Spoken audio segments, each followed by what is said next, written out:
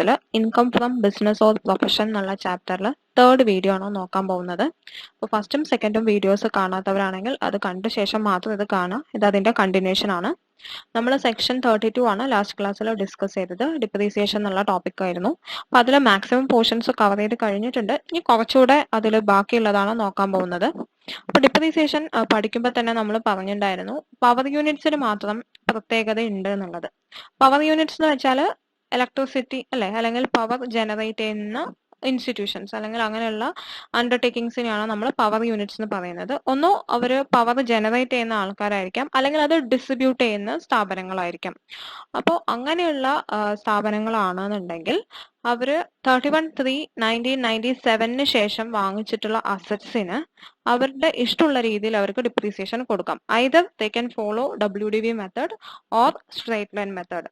WDV മെത്തേഡാണ് അവർ follow ചെയ്യുന്നതെങ്കിൽ നമ്മൾ മുന്നേ പഠിച്ച പോലെ, നേരത്തെ ഇപ്പൊ കഴിഞ്ഞ ക്ലാസ്സിൽ പഠിച്ച പോലെയാണ് അവർ ഡിപ്രീസിയേഷൻ കൊടുക്കേണ്ടത്. അല്ല അവർ സ്ട്രേറ്റ് ലൈൻ മെത്തേഡ് വേണമെങ്കിൽ അവർക്ക് ഫോളോ ചെയ്യാം. അപ്പൊ സ്ട്രേറ്റ് ലൈൻ മെത്തേഡ് എന്ന് പറയുന്നത് എല്ലാ കൊല്ലവും ഒരേ എമൗണ്ട് ആയിരിക്കും ഡിപ്രീസിയേഷൻ ആയിട്ട് വരിക. ആക്ച്വൽ കോസ്റ്റിന്റെ മേലെ, അസറ്റിന്റെ ആക്ച്വൽ കോസ്റ്റിന്റെ മേലെ ഒരു പെർട്ടിക്കുലർ പെർസെന്റേജ്, ഇപ്പൊ 10%ഓ 15%ഓ അങ്ങനെ ഒരു റേറ്റ് ഉണ്ടാവും. റേറ്റ് പ്രിസ്ക്രൈബ് ചെയ്തിട്ടുണ്ട്. ആ റേറ്റ് അപ്ലൈ ചെയ്ത് കിട്ടുന്ന ഡിപ്രീസിയേഷൻ ആണ് എല്ലാ വർഷവും നമ്മൾ കൊടുക്കുക. സ്ട്രേറ്റ് ലൈൻ മെത്തേഡ് ആണ് നമ്മൾ ഫോളോ ചെയ്യുന്നതെങ്കിൽ അവിടെ ബ്ലോക്ക് ഓഫ് അസറ്റ് എന്നുള്ള കൺസെപ്റ്റ് അപ്ലിക്കബിൾ അല്ല. അത് WDV മെത്തേഡ് ഫോളോ ചെയ്യണമെങ്കിൽ മാത്രമേ അപ്ലിക്കബിൾ ആവുള്ളൂ. സ്ട്രേറ്റ് ലൈൻ മെത്തേഡ് ആണെങ്കിൽ ഇൻഡിവിജ്വലി ഓരോ അസറ്റ് ആയിട്ട് നമ്മൾ അതിന്റെ ആക്ച്വൽ കോസ്റ്റിന്റെ മേലെയാണ് ഡിപ്രീസിയേഷൻ പ്രൊവൈഡ് ചെയ്യുക. പിന്നെ അഡീഷണൽ ഡിപ്രീസിയേഷൻ നമ്മൾ ഇന്നലെ പഠിച്ചിട്ടുണ്ടായിരുന്നു അല്ലെ. അപ്പൊ അഡീഷണൽ ഡിപ്രീസിയേഷൻ വന്നിട്ട് സ്ട്രേറ്റ് ലൈൻ മെത്തേഡ് ഫോളോ ചെയ്യുന്ന ആൾക്കാർക്ക് അവൈലബിൾ ആയിരിക്കില്ല. അപ്പൊ വീണ്ടും ഓർത്ത് വെക്കേണ്ട കാര്യം, പവർ യൂണിറ്റ്സിന് മാത്രമേ ഇങ്ങനെയൊക്കെയുള്ള ചോയ്സ് ഉള്ളൂ. അപ്പൊ പവർ യൂണിറ്റ് വന്നിട്ട് സ്ട്രേറ്റ് ലൈൻ മെത്തേഡിലാണ് ഡിപ്രീസിയേഷൻ കൊടുക്കുന്നതെങ്കിൽ അവർക്ക് അഡീഷണൽ ഡിപ്രീസിയേഷൻ ഉള്ള എലിജിബിലിറ്റി ഇല്ല. പിന്നെ പവർ യൂണിറ്റ്സിന്റെ കേസിൽ നമുക്ക് പഠിക്കാനുള്ള വേറെ 2 കാര്യങ്ങളുണ്ട്. അതാണ് ടെർമിനൽ ഡിപ്രീസിയേഷനും അതുപോലെ തന്നെ ബാലൻസിങ് ചാർജും. അപ്പൊ ടെർമിനൽ ഡിപ്രീസിയേഷനും ബാലൻസിങ് ചാർജും സ്ട്രേറ്റ് ലൈൻ മെത്തേഡ് ഫോളോ ചെയ്യുന്ന പവർ യൂണിറ്റ്സിന് മാത്രമേ അപ്ലിക്കബിൾ ആവുള്ളൂ. പിന്നെ ഈ ടെർമിനൽ ഡിപ്രീസിയേഷനും ബാലൻസിങ് ചാർജും അപ്ലിക്കബിൾ ആവുന്നത് അസറ്റ് വിൽക്കുമ്പോഴാണ്. അല്ലെങ്കിൽ അസറ്റ് ഡിസ്കാർഡ് ചെയ്യുമ്പോൾ, അല്ലെങ്കിൽ ഡിമോളിഷ് ചെയ്യുമ്പോൾ, നമ്മൾ വേണ്ട വെക്കുമ്പോൾ, അല്ലെങ്കിൽ അതിനെ നശിപ്പിച്ച് കളയുന്ന സമയത്ത്, അതായത് അസറ്റ് ഇല്ലാതാവുന്ന സമയത്താണ് നമുക്ക് ടെർമിനൽ ഡിപ്രീസിയേഷനും ബാലൻസിങ് ചാർജും അപ്ലിക്കബിൾ ആവുക. പിന്നെ നോട്ട് ചെയ്യേണ്ട ഒരു കാര്യം, വാങ്ങിച്ച അതേ കൊല്ലം തന്നെ നമ്മളത് വിൽക്കുകയാണ് അല്ലെങ്കിൽ കളയാണ് എന്നൊക്കെ ഉണ്ടെങ്കിൽ ഈ ഒരു സംഭവങ്ങൾ അപ്ലിക്കബിൾ അല്ല. അതായത് ടെർമിനൽ ഡിപ്രീസിയേഷനും ബാലൻസിങ് ചാർജും അപ്ലിക്കബിൾ ആവില്ല.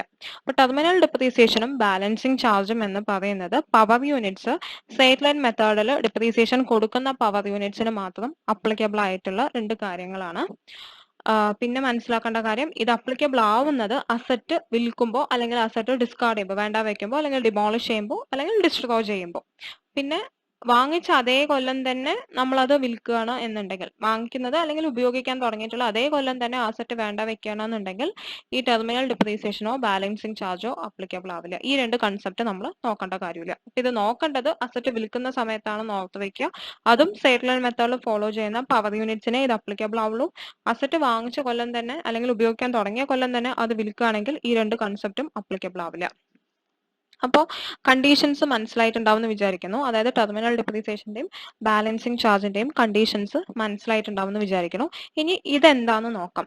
അപ്പൊ നമ്മൾ ഓൾറെഡി പറഞ്ഞു അസറ്റ് വിൽക്കുകയാണ് എന്നുള്ളത് അല്ലെ. ഞാനപ്പോൾ നമ്മുടെ ടെക്സ്റ്റിൽ അത് തിയറി ആയിട്ട് തന്നതിനെ എനിക്ക് പറ്റാവുന്ന രീതിയിൽ ഞാൻ മാക്സിമം അതൊരു ഷോർട്ട് ആക്കിയിട്ടുണ്ട്. അപ്പൊ അസറ്റ് ഇവിടെ വിൽക്കുകയാണ്. അപ്പൊ നമുക്കറിയാം അസറ്റ് വിൽക്കുമ്പോൾ ഒന്നോ അത് ലാഭത്തിലായിരിക്കും നമ്മൾ വിൽക്കുന്നത്, അല്ലെങ്കിൽ നഷ്ടത്തിലായിരിക്കും വിൽക്കുന്നത്. ലാഭവും നഷ്ടവും ഇല്ല എന്നുണ്ടെങ്കിൽ പിന്നെ ഇത് രണ്ടും വരാനേ പോകുന്നില്ല.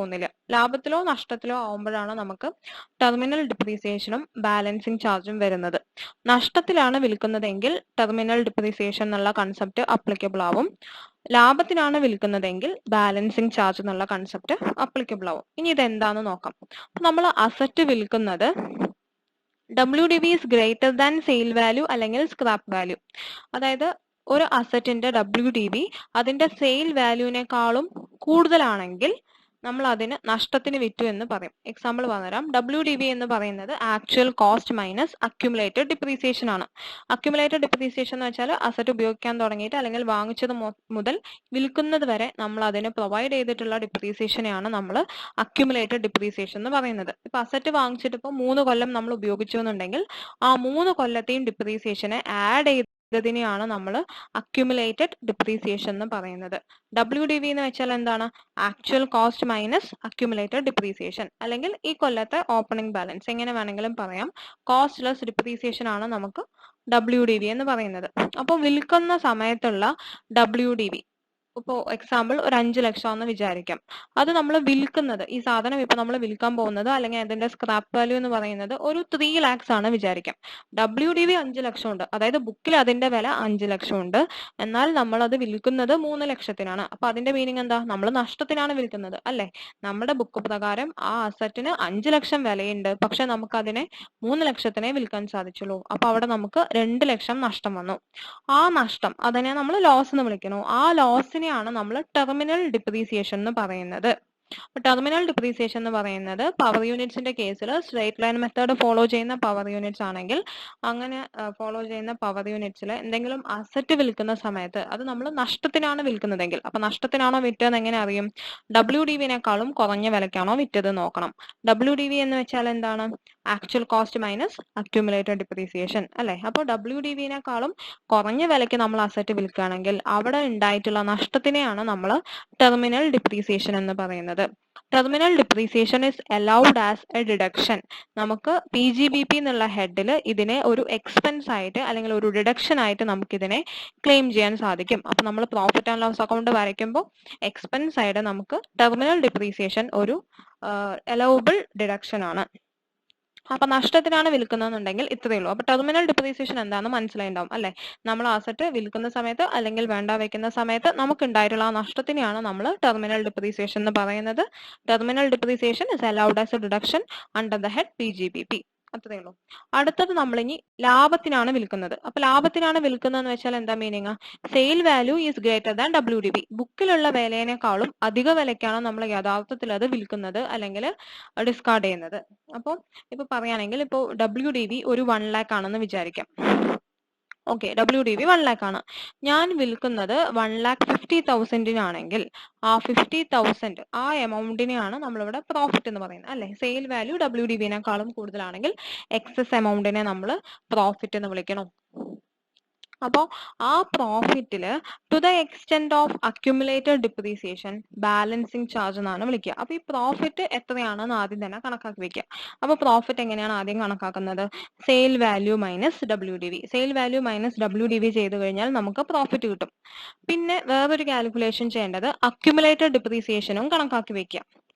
പ്രോഫിറ്റില് to the extent of accumulated depreciation, profit ഇപ്പൊ എത്ര സംഖ്യ വന്നോ അതില് to the extent of accumulated depreciation, accumulated ഡിപ്രീസിയേഷന്റെ എമൗണ്ട് വരെയുള്ള തുകയെ നമ്മൾ ബാലൻസിങ് ചാർജ് എന്നാണ് വിളിക്കുക. ഇപ്പൊ ഞാൻ ഒരു എക്സാമ്പിൾ പറയാം. ഇപ്പൊ 50,000 ഞാൻ ഇപ്പൊ പറഞ്ഞ എക്സാമ്പിളിൽ പ്രോഫിറ്റ് വന്നത് അല്ലെ?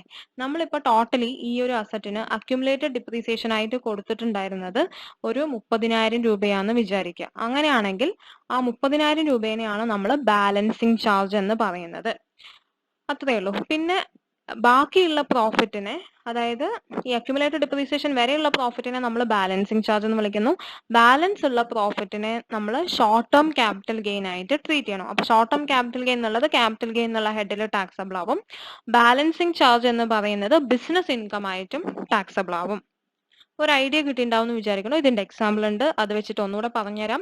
തൽക്കാലത്തേക്ക് ഇപ്പൊ പറഞ്ഞ കാര്യങ്ങൾ ഒന്നുകൂടെ മനസ്സിലാക്കാൻ ശ്രമിക്കുക. അപ്പൊ അസറ്റ് നമ്മൾ വിൽക്കുന്ന സമയത്ത് അത് നഷ്ടത്തിനാണോ ലാഭത്തിനാണോ നോക്കുക. നഷ്ടത്തിനാണ് വിൽക്കുന്നതെങ്കിൽ അതിനെ നമ്മൾ ടെർമിനൽ ഡിപ്രീസിയേഷൻ എന്ന് വിളിക്കുന്നു. ടെർമിനൽ ഡിപ്രീസിയേഷൻ ബിസിനസ് ഹെഡിൽ നമുക്ക് എക്സ്പെൻസ് ആയിട്ട് ക്ലെയിം ചെയ്യാം. പ്രോഫിറ്റിനാണ് വിൽക്കുന്നത് എന്നുണ്ടെങ്കിൽ പ്രോഫിറ്റിന്റെ എമൗണ്ട് കണക്കാക്കുക. അതില് to the extent of accumulated depreciation, പ്രോഫിറ്റിനെ സ്പ്ലിറ്റ് ചെയ്ത് അതിൽ അക്യുമുലേറ്റഡ് ഡിപ്രീസിയേഷന്റെ എമൗണ്ട് വരെയുള്ള സംഖ്യനെ നമ്മൾ ബാലൻസിങ് ചാർജ് എന്നാണ് വിളിക്കുക. അത് ബിസിനസ് ഇൻകം ആയിട്ട് ടാക്സബിൾ ആണ്. അതിന് കൂടുതൽ ബാക്കി ഉണ്ടെങ്കിൽ, അതായത് പ്രോഫിറ്റ് എന്ന് ഈ ഒരു സംഖ്യ ബാലൻസിങ് ചാർജ് മൈനസ് ചെയ്ത് പിന്നെയും ബാക്കി ഉണ്ടെങ്കിൽ അതിനെ നമ്മൾ ഷോർട്ട് ടേം ക്യാപിറ്റൽ ഗെയിൻ ആയിട്ടാണ് ട്രീറ്റ് ചെയ്യുക. പിന്നെ ശ്രദ്ധിക്കേണ്ട ഒരു കാര്യം, ഈ പറഞ്ഞ എല്ലാ കാര്യങ്ങളും, അതായത് ഈ ഒരു സ്ലൈഡ് മൊത്തം നമുക്ക് പവർ യൂണിറ്റ്സിന്റെ കേസിൽ, അതായത് സ്ട്രെയിറ്റ് ലൈൻ മെത്തേഡ് ഫോളോ ചെയ്യുന്ന പവർ യൂണിറ്റ്സിന്റെ കേസിൽ മാത്രമേ അപ്ലിക്കബിൾ ആയിട്ടുള്ളൂ. അടുത്തത് നമുക്ക് ഇതിന്റെ ഒരു ക്വസ്റ്റ്യൻ നോക്കാം. അപ്പോൾ ഒന്നുകൂടെ ക്ലിയർ ആവും. Important limited is A power generating unit. On 1/4/2017 it purchased a plant of 50 lakh eligible for depreciation at 15% on SLM. അതായത് സ്ട്രെയിറ്റ് ലൈൻ മെത്തേഡിൽ 15% ആണ് അവർ ഡിപ്രീസിയേഷൻ കൊടുക്കുക. അപ്പൊ സ്ട്രെയിറ്റ് ലൈൻ മെത്തേഡിൽ എങ്ങനെയാണ് ഡിപ്രീസിയേഷൻ കൊടുക്കേണ്ടത്? 50 lakh into 15%. അതാണ് ഓരോ കൊല്ലവും ഡിപ്രീസിയേഷൻ ആയിട്ട് നമ്മൾ ക്ലെയിം ചെയ്യുക. അല്ലാതെ വേറൊരു കാൽക്കുലേഷൻ അവിടെ ഇല്ല. അപ്പൊ 50 lakh into 15% ചെയ്ത് നോക്കുക, എത്ര വരും എന്നുള്ളത് അവിടെ കണക്കാക്കി വെക്കുക. അതാണ് ഓരോ വർഷത്തെയും depreciation. Compute balancing charge or terminal depreciation assuming the plant is sold on 21/4/2019 for ABCD 4 cases ആയിട്ടാണ് ചെയ്യേണ്ടത്. അപ്പോൾ എന്നാണ് വാങ്ങിച്ചത്? 1/4/2017 വാങ്ങിച്ചു. എന്നാണ് നമ്മൾ വിൽക്കുന്നത്? 21/4/2019 അല്ലെ? അപ്പൊ നമ്മൾ എത്ര കൊല്ലം യൂസ് ചെയ്തു? കറക്റ്റ് പറഞ്ഞ 2 കൊല്ലം അല്ലെ? 1/4/2017 to 31/3/2018 അതുപോലെ തന്നെ 31/3/2019 എക്സാക്ട്ലി 2 കൊല്ലാണ് നമ്മൾ ഉപയോഗിച്ചിട്ടുള്ളത്. അപ്പോൾ നമ്മൾ ആദ്യം ചെയ്യേണ്ടതെന്ന് പറഞ്ഞാൽ ഈ ഒരു അസറ്റിന്റെ WDV കണ്ടുപിടിക്കുക. അതായത് ഇപ്പോഴത്തെ WDV വിൽക്കുന്ന സമയത്ത് അതിന്റെ റിട്ടേൺ ഓൺ വാല്യൂ എന്താണെന്ന് കണ്ടുപിടിക്കണം. അപ്പൊ അത് അവര് സെക്കൻഡ് സ്ലൈഡിലുണ്ട്, നോട്ട് എന്ന് പറഞ്ഞിട്ടാണ് തന്നിരിക്കുന്നത്. ആദ്യം നമ്മൾ കമ്പ്യൂട്ടേഷൻ ഓഫ് WDV. നമുക്കറിയാം ഒറിജിനൽ കോസ്റ്റ് എന്ന് പറയുന്നത് 50 lakh ആണ്. ആദ്യത്തെ കൊല്ലത്തെ ഡിപ്രീസിയേഷൻ, അതായത് 1/4/2017 to 31/3/2018 വരെയുള്ള ഡിപ്രീസിയേഷൻ കോസ്റ്റിന്റെ 15%. അപ്പൊ എത്ര വരും? 50 lakh into 15% എന്ന് പറയുമ്പോൾ 7,50,000 വരും. അപ്പോൾ അതാണ് ആദ്യത്തെ കൊല്ലത്തെ ഡിപ്രീസിയേഷൻ. അത് മൈനസ് ചെയ്ത് കഴിയുമ്പോൾ 1/4/2018 WDV നമുക്ക് കിട്ടി. അത് കഴിഞ്ഞ അടുത്ത ഇയറിലും അതേ എമൗണ്ട് ആണ് നമ്മൾ ഡിപ്രീസിയേഷൻ ആയിട്ട് കൊടുക്കുക. കാരണം എന്താണ്? ഇത് സ്ട്രെയിറ്റ് ലൈൻ മെത്തേഡ് ആണ്. അത് കൺഫ്യൂഷൻ ആവാതിരിക്കാൻ നോക്കുക. സ്ട്രെയിറ്റ് ലൈൻ മെത്തേഡ് എന്ന് പറയുമ്പോൾ എല്ലാ കൊല്ലം ഒരേ എമൗണ്ട് ആണ് നമ്മൾ ഡിപ്രീസിയേഷൻ ആയിട്ട് കൊടുക്കുള്ളൂ. കോസ്റ്റിന്റെ മേലെ, ആക്ച്വൽ കോസ്റ്റിന്റെ മേലെ എന്താണോ റേറ്റ് ആ റേറ്റ് വെച്ച് അപ്ലൈ ചെയ്യുള്ളൂ. അതുകൊണ്ടാണ് രണ്ടാമത്തെ കൊല്ലവും 7,50,000 ഡിപ്രീസിയേഷൻ കൊടുത്തിട്ടുള്ളത്. അങ്ങനെ 2 കൊല്ലം കഴിഞ്ഞപ്പോഴാണ് നമ്മൾ ഈ അസറ്റ് വിൽക്കുന്നത്. അതുകൊണ്ട് തന്നെ 1/4/2019 WDV എന്ന് പറയുന്നത് 35 lakh ആണ്. അപ്പൊ 35 lakh ആണ് ഇപ്പോഴത്തെ WDV. ഇനി നമ്മൾ നോക്കേണ്ടത് ലാഭത്തിനാണോ വിൽക്കുന്നത് നഷ്ടത്തിനാണോ വിൽക്കുന്നത് എന്നാണ്. നഷ്ടത്തിനാണ് വിൽക്കുന്നതെങ്കിൽ ആ നഷ്ടത്തിനെ നമ്മൾ ടെർമിനൽ ഡിപ്രീസിയേഷൻ എന്ന് പറഞ്ഞിട്ട് ബിസിനസ് ഹെഡിൽ ഒരു ഡിഡക്ഷൻ ആയിട്ട് ക്ലെയിം ചെയ്യും. പ്രോഫിറ്റിനാണ് വിൽക്കുന്നതെങ്കിൽ profit to the extent of accumulated depreciation it will be treated as balancing charge, and profit in excess of accumulated depreciation will be treated as short term capital gain. അപ്പൊ ഈ ഒരു സ്ലൈഡിൽ തന്നെ നിങ്ങൾ ഒരു സ്റ്റെപ്പും കൂടെ ചെയ്ത് വെക്കുക. അക്യുമുലേറ്റഡ് ഡിപ്രീസിയേഷൻ എത്രയാണെന്ന് കൂടെ ഒന്ന് ആഡ് ചെയ്ത് വെക്കുക. അപ്പൊ അക്യുമുലേറ്റഡ് ഡിപ്രീസിയേഷൻ എന്ന് പറയുന്നത് ടോട്ടൽ ഡിപ്രീസിയേഷൻ ആണ് ഉദ്ദേശിച്ചിട്ടുള്ളത്. അത് പറഞ്ഞിട്ടുണ്ടായിരുന്നു. അക്യുമുലേറ്റഡ് ഡിപ്രീസിയേഷൻ എന്ന് പറയുമ്പോൾ അപ്പൊ ഈ 7,50,000 ഈ 7,50,000 കൂടെ ആഡ് ചെയ്തതിനാണ് നമ്മൾ അക്യുമുലേറ്റഡ് ഡിപ്രീസിയേഷൻ എന്ന് പറയുന്നത്. അപ്പൊ ടോട്ടൽ നമുക്ക് എത്ര വരും? 15 lakhs വരും. അപ്പൊ അക്യുമുലേറ്റഡ് ഡിപ്രീസിയേഷൻ ഇവിടെ 15 lakhs ആണ്. പിന്നെ WDV എന്ന് പറയുന്നത് 35 lakhs ആണ്. അതൊന്ന് നോട്ട് ചെയ്തോളൂ. ഈ സ്ലൈഡിൽ ഞാൻ അങ്ങനെ ടെക്സ്റ്റ് എന്നുള്ള ആൻസർ കോപ്പി ചെയ്താണ്. അപ്പൊ അതും കൂടെ നിങ്ങളൊന്ന് നോട്ട് ചെയ്ത് വെച്ചാൽ പിന്നീട് നോക്കുമ്പോൾ എളുപ്പം ഉണ്ടാവും. അപ്പൊ accumulated depreciation 15 lakhs WDV 35 lakhs. ഇനി നമുക്ക് മെയിൻ ക്വസ്റ്റ്യനിൽ ഒന്നുകൂടെ വരാം. ആദ്യത്തെ കേസ് അവർ പറയുന്നത് അസറ്റ് വിറ്റിട്ടുള്ളത് 7,50,000 ആണ്. WDV 35 lakhs. അപ്പോ sale value less than WDV. അതുകൊണ്ട് തന്നെ അവിടെ നമുക്ക് ലോസ് ആണ് ഉണ്ടായിട്ടുള്ളത് അല്ലെ? അപ്പൊ ആ ലോസിനെ നമ്മൾ ടെർമിനൽ ഡിപ്രീസിയേഷൻ എന്ന് പറയണം. WDV 35 lakhs sale proceeds 7,50,000. അതുകൊണ്ട് തന്നെ ബാലൻസ് എമൗണ്ടിനെ ഫുള്ളി ടെർമിനൽ ഡിപ്രീസിയേഷൻ എന്ന് പറഞ്ഞ് നമ്മൾ ചാർജ് ചെയ്യണം. ഇവിടെ ബാലൻസിങ് ചാർജും ഇല്ല, ഷോർട്ട് ടേം ക്യാപിറ്റൽ ഗെയിനും ഇല്ല. അപ്പോൾ അടുത്ത കേസ്, അതായത് കേസ് ബിയിൽ നമ്മൾ അസറ്റ് വിൽക്കുന്നത് 30 lakhs അല്ലെ? അപ്പോ 30 lakhs എന്ന് പറയുമ്പോഴും നമ്മൾ നഷ്ടത്തിലാണ് വിൽക്കുന്നത്. 5 ലക്ഷം രൂപ നമ്മളെ നഷ്ടം. അതുകൊണ്ട് തന്നെ 5 ലക്ഷത്തിനെ ടെർമിനൽ ഡിപ്രീസിയേഷൻ ആയിട്ട് കാണിക്കും. അടുത്തത് കേസ് സിയും കേസ് ഡിയും. കേസ് സിയും ഡിയും നോക്കുകയാണെങ്കിൽ രണ്ടും പ്രോഫിറ്റിലാണ് നമ്മൾ സെല് ചെയ്യുന്നത്. കേസ് സിയില് 45 lakhs നമ്മൾ അസറ്റ് വിൽക്കുന്നത്. അതുകൊണ്ട് തന്നെ നമുക്ക് അവിടെ 10 ലക്ഷം രൂപ പ്രോഫിറ്റ് ഉണ്ട്. അപ്പോൾ profit to the extent of accumulated depreciation നമ്മൾ ബാലൻസിങ് ചാർജ് ആയിട്ടാണ് ടാക്സ് ചെയ്യുക. അതായത് പ്രോഫിറ്റിൽ അക്യുമുലേറ്റഡ് ഡിപ്രീസിയേഷന് തുല്യമായിട്ടുള്ള സംഖ്യ വരെയുള്ള എമൗണ്ടിനെ ബാലൻസിങ് ചാർജ് ആയിട്ട് ബിസിനസ് ഇൻകം എന്നുള്ള ഹെഡിലാണ് ടാക്സ് ചെയ്യേണ്ടത്. അതുകൊണ്ട് തന്നെ ഇവിടെ 10 ലക്ഷമാണ് നമുക്ക് പ്രോഫിറ്റ് ഉള്ളൂ. അക്യുമുലേറ്റഡ് ഡിപ്രീസിയേഷൻ 15 ലക്ഷം ഉണ്ട്. അപ്പൊ fully within the limit of accumulated depreciation ആണ്. അതുകൊണ്ട് തന്നെ 10 ലക്ഷത്തിനെ മൊത്തം നമ്മൾ ബാലൻസിങ് ചാർജ് ആയിട്ടാണ് കണക്കാക്കുന്നത്. കേസ് ഡീലാണെങ്കിൽ നമ്മൾ 55 ലാക്സിനാണ് വിൽക്കുന്നത്. അതായത് 20 ലക്ഷമാണ് നമ്മുടെ ലാഭം. അപ്പോൾ 20 ലക്ഷത്തിൽ 15 ലക്ഷം വരെയുള്ള സംഖ്യ, അതായത് to the extent of accumulated depreciation നമ്മൾ ബാലൻസിങ് ചാർജ് ആയിട്ടാണ് കണക്കാക്കുക. അത് കഴിഞ്ഞ് ബാലൻസ് ഉള്ള amount short term capital gain ആയിട്ടും ടാക്സ് ചെയ്യും. അപ്പോൾ ഓർത്ത് വെക്കേണ്ട കാര്യം, ടെർമിനൽ ഡിപ്രീസിയേഷൻ ആയിക്കോട്ടെ ബാലൻസിങ് ചാർജ് ആയിക്കോട്ടെ, രണ്ടും നമുക്ക് പവർ യൂണിറ്റ്സിന്റെ കേസിലുള്ള അപ്ലിക്കബിൾ ആയിട്ടുള്ള കൺസെപ്റ്റ് ആണ്. അതും അവര് സ്ട്രേറ്റ് ലൈൻ മെത്തേഡ് ഫോളോ ചെയ്യുകയാണെങ്കിൽ മാത്രം. അപ്പൊ ആ കണ്ടീഷൻസ് ഒക്കെ ഒന്ന് ഓർത്ത് വെക്കുക. അപ്പൊ അടുത്തത് ഇതിന്റെ നോട്ട് നമ്മളിപ്പോ പറഞ്ഞ കാര്യം തന്നെയാണ് അവർ നോട്ടായിട്ട് തന്നിട്ടുണ്ട്. അടുത്തതിലേക്ക് പോവാം. അടുത്തത് സ്ലം സെയിൽ ആണ്. സ്ലം സെയിൽ എന്ന് വെച്ചാൽ ഇപ്പൊ ബിസിനസ് ഒക്കെ ഓരോ അസറ്റിനും ഇൻഡിവിജ്വലി ഓരോ വാല്യൂ ഉണ്ടാവും അല്ലെ. ഇപ്പൊ ലാൻഡിന്റെ വാല്യൂ ഇത്രയാണ്, ബിൽഡിങ്ങിന്റെ വാല്യൂ ഇത്രയാണ്, അങ്ങനെയൊക്കെ ഉണ്ടാവും. എന്നാൽ അതിന്റെ ഒക്കെ ഇൻഡിവിജ്വൽ വാല്യൂ കണക്കിലെടുക്കാതെ അല്ലെങ്കിൽ ഓരോന്നിനും ഇൻഡിവിജ്വൽ വാല്യൂ അസൈൻ ചെയ്യാതെ മൊത്തം ബിസിനസ് നമ്മൾ ഒരു വിലയ്ക്ക് കൊടുക്കുകയാണെങ്കിൽ, മൊത്തം ബിസിനസ് അല്ലെങ്കിൽ പാർട്ട് ഓഫ് ദ ബിസിനസ് നമ്മൾ സെല്ല് ചെയ്യുകയാണെങ്കിൽ വിത്തൗട്ട് അസൈനിങ് ഇൻഡിവിജ്വൽ വാല്യൂസ്, അതിനെയാണ് നമ്മൾ സ്ലം സെയിൽ എന്ന് പറയുന്നത്. അതായത് ഇപ്പോൾ എന്റെ ബിസിനസ്സിൽ ഇപ്പോൾ ലാൻഡ് ഉണ്ട്, ബിൽഡിംഗ് ഉണ്ട്, ഒരുപാട് അസറ്റ്സ് ഉണ്ട്, അതുപോലെ ഒരുപാട് ലയബിലിറ്റീസ് ഉണ്ട് അല്ലെ. ഇപ്പൊ ഓരോ അസറ്റിനും ഓരോ ലയബിലിറ്റിക്കും അത് ഏറ്റെടുക്കുന്നതിന് ഞാൻ ഇത്ര രൂപ തരാം എന്ന് പറയാതെ മൊത്തം ബിസിനസ് ഞാൻ ഇത്ര രൂപയ്ക്ക് എടുക്കാം എന്ന് പറയുന്നതിനെയാണ് സ്ലം സെയിൽ എന്ന് പറയുന്നത്. അപ്പൊ ലാൻഡിന് ഇൻഡിവിജ്വലി എന്ത് വില വരുന്നോ അല്ലെങ്കിൽ ബിൽഡിങ്ങിന് ഇൻഡിവിജ്വലി ഞാൻ എത്രയാണ് കൊടുക്കണതെന്നോ ഒന്നും ഇവിടെ കണക്കാക്കില്ല. മൊത്തത്തിലാണ് ഒരു പേയ്മെന്റ് കൊടുക്കുന്നത്. അതിനെയാണ് നമ്മൾ സ്ലം സെയിൽ എന്ന് പറയുന്നത്. അപ്പോൾ സ്ലം സെയിലിന്റെ ആക്ച്വലി പ്രോബ്ലം ഒക്കെ ഉണ്ട്, പക്ഷെ നമുക്കത് പ്രോബ്ലം ഫോർമാറ്റിലൊന്നും ചെയ്യാനൊന്നും ഇല്ല, ടെക്സ്റ്റിലെ ക്വസ്റ്റ്യൻസ് ഒന്നും ഇല്ല. അതുകൊണ്ട് തന്നെ ഞാൻ അതിന്റെ ഫോർമാറ്റ് തൽക്കാലത്തേക്ക് ഡിസ്കസ് ചെയ്യുന്നില്ല. പിന്നീട് എപ്പോഴെങ്കിലും നമുക്ക് ആവശ്യം വരികയാണെങ്കിൽ അപ്പൊ പറഞ്ഞുതരാം. തൽക്കാലത്തേക്ക് സ്ലം സെയിൽ എന്താന്നുള്ളത് ഒരു ഐഡിയ ഉണ്ടാക്കി വെക്കുക. അടുത്ത ടോപ്പിക് നമുക്ക് ആക്ച്വൽ കോസ്റ്റ് ഓഫ് അസറ്റ് ആണ്. അപ്പൊ നമ്മളിപ്പോ ഡിപ്രീസിയേഷൻ കണ്ടുപിടിക്കാനൊക്കെ പഠിച്ചു. അപ്പൊ അതിൽ നമുക്ക് ആവശ്യമുള്ള ഒരു ടേം, അതിൽ ആവശ്യം ഉണ്ടായിരുന്ന ഒരു സംഭവമാണ് actual cost of the asset. അതായത് ഇപ്പൊ നമ്മളിപ്പോ WDV മെത്തേഡ് ആണ് ഫോളോ ചെയ്യുന്നതെങ്കിലും ഓപ്പണിംഗ് WDV ആഡ് പർച്ചേസ് എന്ന് പറഞ്ഞിട്ട് നമ്മൾ പുതിയതായി വാങ്ങിച്ച സാധനത്തിന്റെ കോസ്റ്റ് ആഡ് ചെയ്യുമല്ലോ, ആ കോസ്റ്റ് ആണ് ഇവിടെ നമ്മൾ എക്സ്പ്ലെയിൻ ചെയ്യുന്നത്. അതിനെയാണ് നമ്മളിവിടെ ആക്ച്വൽ കോസ്റ്റ് ഓഫ് അസറ്റ് എന്നുകൊണ്ട് ഉദ്ദേശിക്കുന്നത്.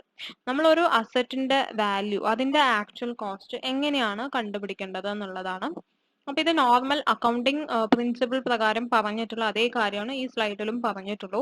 ഒരു അസറ്റ് വാങ്ങിക്കുന്ന സമയത്ത് അത് നമുക്ക് ഉപയോഗപ്രദം ആവുന്നത് വരെ ഉള്ള എല്ലാ എക്സ്പെൻസിനെയും അതിന്റെ കൂടെ നമ്മൾ ആഡ് ചെയ്യും. അതിനൊക്കെ നമ്മൾ ക്യാപിറ്റലൈസ് ചെയ്യുമെന്ന് പറയും. ഇപ്പൊ എക്സാമ്പിൾ പറയുകയാണെങ്കിൽ, ഞാനിപ്പോ ഒരു അസറ്റ് വാങ്ങിച്ചു, ഞാനിപ്പോ ടൗണിൽ നിന്നാണ് അത് വാങ്ങിച്ചത്. അത് എന്റെ ബിസിനസ് പ്രിമൈസസ് വരെ എനിക്ക് കൊണ്ടുവരാനായിട്ട് എന്തെങ്കിലും ഒരു എക്സ്പെൻസ് ഉണ്ടായിട്ടുണ്ടാവുമല്ലോ, വണ്ടിയിലൊക്കെ വെച്ച് കൊണ്ടുവരേണ്ടി വന്നിട്ടുണ്ടാവും അല്ലെ. അസറ്റ് എന്ന് പറയുമ്പോൾ ഫിക്സഡ് അസറ്റ്, അതായത് വലിയ സാധനം ആയിരിക്കണം അല്ലെ.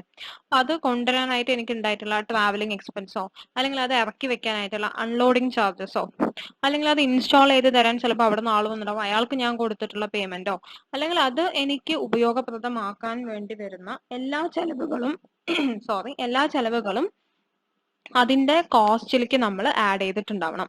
ഇപ്പൊ 10,000-ന് ഞാനൊരു അസറ്റ് വാങ്ങിച്ചു, പ്ലസ് അതിന് ഇവിടെ എത്തിക്കാനായിട്ട് ഒരു 100 രൂപ അഡീഷണൽ ചെലവാക്കി, പിന്നെ ഇൻസ്റ്റാൾ ചെയ്യാനായിട്ട് ഒരു 50 രൂപ അഡീഷണൽ ചെലവാക്കി. മൊത്തത്തിൽ അത് എനിക്ക് ഉപയോഗിക്കാൻ വേണ്ടിയിട്ട് റെഡിയാക്കാൻ തന്നെ ഒരു 150 രൂപ ചെലവ് വന്നു കഴിഞ്ഞാൽ ആ 150 റുപ്പീസും കൂടെ ഞാൻ ക്യാപിറ്റലൈസ് ചെയ്യും. അതും കൂടെ ആക്ച്വൽ കോസ്റ്റിന്റെ ഒപ്പം ആഡ് ചെയ്യും. അതിന്റെ മേലെയാണ് പിന്നെ ഞാൻ ഡിപ്രീസിയേഷൻ കൊടുക്കുക. അപ്പൊ അസറ്റിന്റെ വില എന്താ ചോദിക്കുമ്പോൾ 10,000 എന്നല്ല നമ്മൾ പറയുക, 10,150 അതിന്റെ മേലെയാണ് നമ്മൾ ഡിപ്രീസിയേഷൻ കൊടുക്കുക. അത്രയേ ഉള്ളൂ. അപ്പൊ ഇത് ജനറൽ കൺസെപ്റ്റ് ആണ്. ഇത് നിങ്ങൾക്ക് അറിയുന്ന കാര്യമായിരിക്കണം, കാരണം അക്കൗണ്ടൻസിയിലാണെങ്കിലും നിങ്ങൾ ചെറുപ്പത്തിൽ ഇതൊക്കെ പഠിച്ചിട്ടുണ്ടാവേണ്ടതാണ്.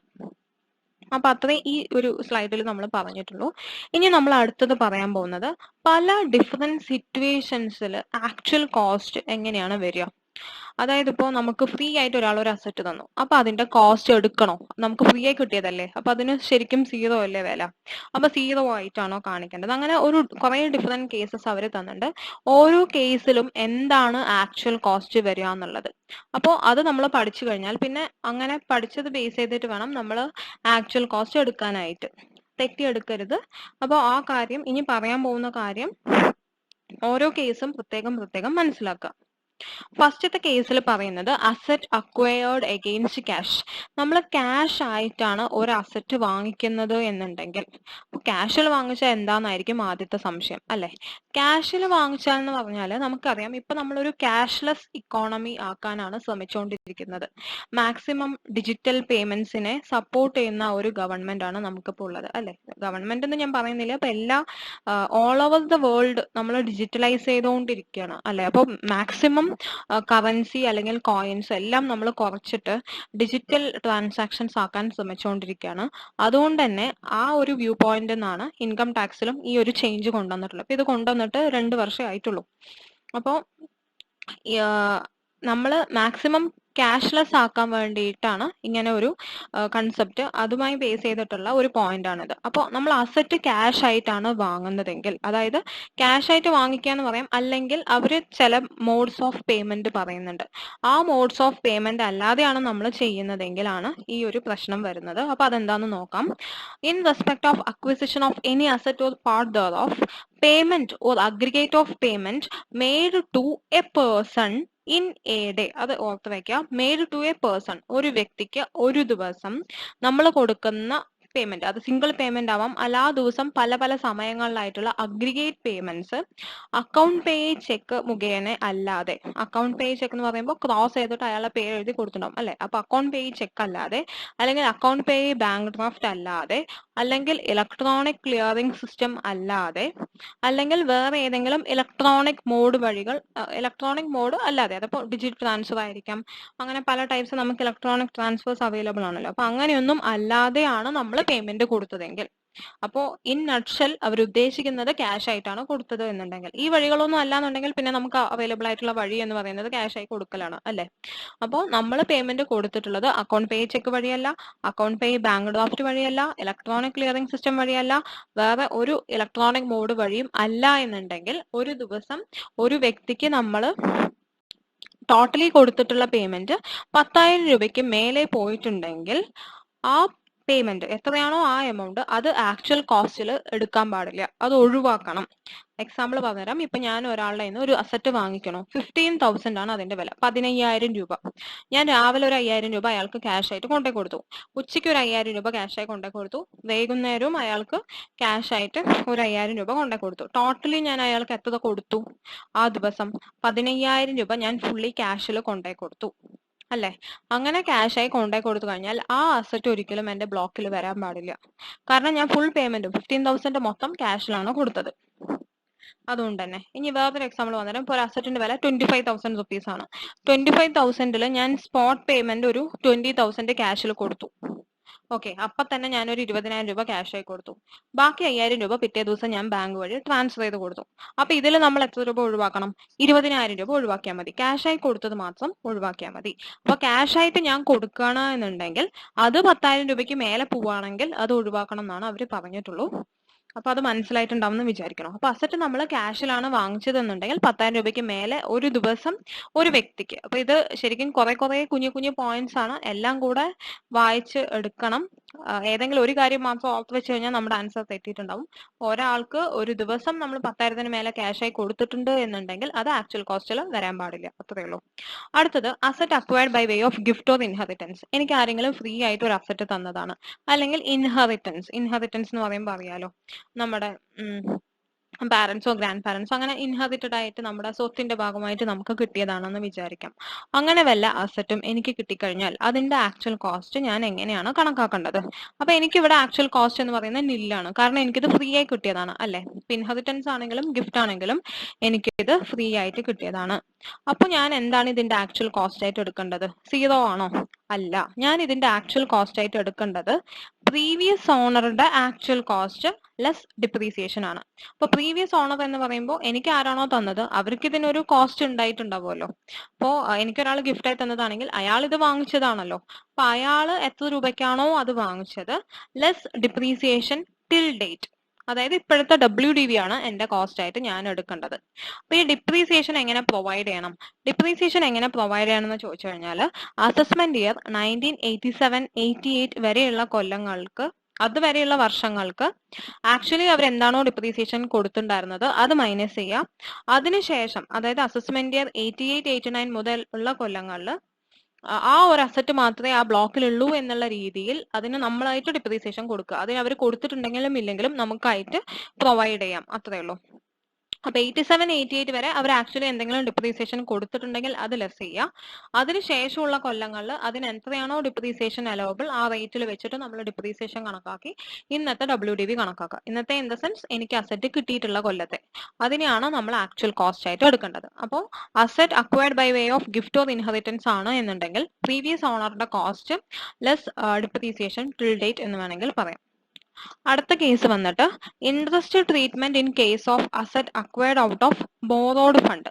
അതായത് ഞാനിപ്പോ മണി ബോറോ ചെയ്തിട്ട്, അതായത് ലോൺ വല്ലതും എടുത്തിട്ട് അല്ലെങ്കിൽ ആരുടെ എന്തെങ്കിലും കടം വാങ്ങിച്ചിട്ടാണ് ഒരു അസറ്റ് വാങ്ങിച്ചത് വിചാരിക്കാം. അങ്ങനെയാണെങ്കിൽ ഞാൻ ആ അസറ്റ് വാങ്ങിച്ചു, ഓക്കെ. പക്ഷെ ആ ലോൺ എടുത്തതിന് നമ്മൾ പലിശയും കൊടുക്കണമല്ലോ. അപ്പൊ പലിശ എന്ന് പറയുന്നതും ഈ അസറ്റുമായി ബന്ധപ്പെട്ട് വന്നിട്ടുള്ള ഒരു എക്സ്പെൻസ് ആണ്. അപ്പൊ അതിനെ ക്യാപിറ്റലൈസ് ചെയ്യാൻ പറ്റുമോ ഇല്ലയോ എന്നുള്ളതാണ്. അപ്പൊ അതിൽ അവർ പറയുന്നത് before the asset is put to use, asset ഉപയോഗിക്കുന്നത് വരെ നമ്മൾക്ക് അടയ്ക്കേണ്ടി വന്നിട്ടുള്ള ഇൻട്രസ്റ്റിനെ ആക്ച്വൽ കോസ്റ്റിന്റെ ഒപ്പം ആഡ് ചെയ്യണം. അസറ്റ് ഉപയോഗിക്കാൻ തുടങ്ങിയ ശേഷം നമുക്ക് വരുന്ന ഇൻട്രസ്റ്റിനെ നമ്മൾ എക്സ്പെൻസ് ആയിട്ട് അലൗ ചെയ്യും. അത് 36(1)(3) പ്രകാരമാണ് എക്സ്പെൻസ് ആയിട്ട് അലൗ ചെയ്യുക. അപ്പോൾ അസറ്റ് ഉപയോഗിക്കുന്നത് വരെ ഞാൻ അടച്ചിട്ടുള്ള ഇൻട്രസ്റ്റ് മൊത്തം ഞാൻ ക്യാപിറ്റലൈസ് ചെയ്യണം. അത് മൊത്തം അസറ്റിന്റെ ആക്ച്വൽ കോസ്റ്റിൽ ആഡ് ചെയ്യണം. എനിവേ അസറ്റ് ഉപയോഗിക്കാൻ തുടങ്ങുമ്പോൾ മാത്രമല്ലേ നമ്മൾ ഡിപ്രീസിയേഷൻ കൊടുക്കുള്ളൂ, അത് ഓർക്കുന്നുണ്ടല്ലോ. അപ്പോൾ ഡിപ്രീസിയേഷൻ കൊടുക്കാൻ തുടങ്ങുന്ന ആ പോയിന്റ് വരെ, അതായത് അസറ്റ് ഉപയോഗിക്കാൻ തുടങ്ങുന്നത് വരെ ഞാൻ എത്ര ഇൻട്രസ്റ്റ് അടച്ചിട്ടുണ്ടോ അത് മൊത്തം എനിക്ക് ആക്ച്വൽ കോസ്റ്റിന്റെ ഒപ്പം ആഡ് ചെയ്യാവുന്നതാണ്. അതൊക്കെ ആക്ച്വൽ കോസ്റ്റിൽ ഉൾപ്പെടുത്താവുന്നതാണ്. അതിനുശേഷം വരുന്ന ഇൻട്രസ്റ്റ്, അതായത് ഉപയോഗിക്കാൻ തുടങ്ങിയ ശേഷം ഡിപ്രീസിയേഷൻ കൊടുക്കാൻ തുടങ്ങിയ ശേഷം നമ്മൾ അടയ്ക്കുന്ന ഇൻട്രസ്റ്റിനെയൊക്കെ നമുക്ക് ബിസിനസ്സിൽ എക്സ്പെൻസ് ആയിട്ട് ട്രീറ്റ് ചെയ്യാം. അത് 36(1)(3) പ്രകാരമാണ്. അത് നമുക്ക് പഠിക്കുമ്പോൾ അപ്പോൾ ഒന്നുകൂടെ പറയുമായിരിക്കും. അപ്പൊ നമുക്ക് നോക്കാം. അപ്പൊ ഇൻട്രസ്റ്റിന്റെ കേസ് അത്രേ ഉള്ളൂ. അപ്പൊ 3 കേസസ് കഴിഞ്ഞു, ഇനിയും ഒരുപാട് കേസസ് ഉണ്ട്. ഇനി അടുത്ത കേസ് നോക്കാം. Government or any other authority four purchase of N asset. ചില കേസസിൽ നിങ്ങൾ കേട്ടിട്ടുണ്ടാവും ഗവൺമെന്റ് ഓരോ സബ്സിഡി ഒക്കെ കൊടുക്കണല്ലേ. ഇപ്പൊ കുടുംബശ്രീ എന്നൊന്നുമില്ല, ഇപ്പൊ ചില ടൈപ്പ് ഓഫ് ബിസിനസ് പ്രൊമോട്ട് ചെയ്യാനായിട്ട് ഗവൺമെന്റ് പലതരത്തിലുള്ള സബ്സിഡീസ് കൊടുക്കാറുണ്ട് അല്ലെ. ചിലപ്പോൾ അവർക്ക് അസറ്റ് വാങ്ങിച്ചു കൊടുക്കുന്നതായിരിക്കാം.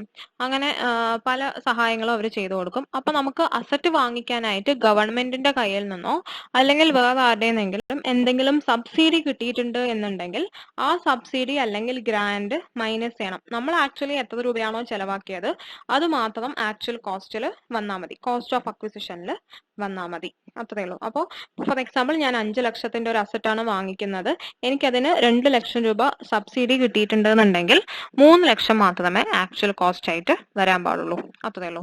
അടുത്തത് സെൻവാറ്റബിൾ അസറ്റ്. ഇപ്പോൾ സെൻവാറ്റ് എന്നുള്ള ഒരു സംഭവം ഇപ്പൊ അപ്ലിക്കബിൾ അല്ല, പകരം ഞാൻ GSTയുടെ കേസ് പറഞ്ഞുതരാം.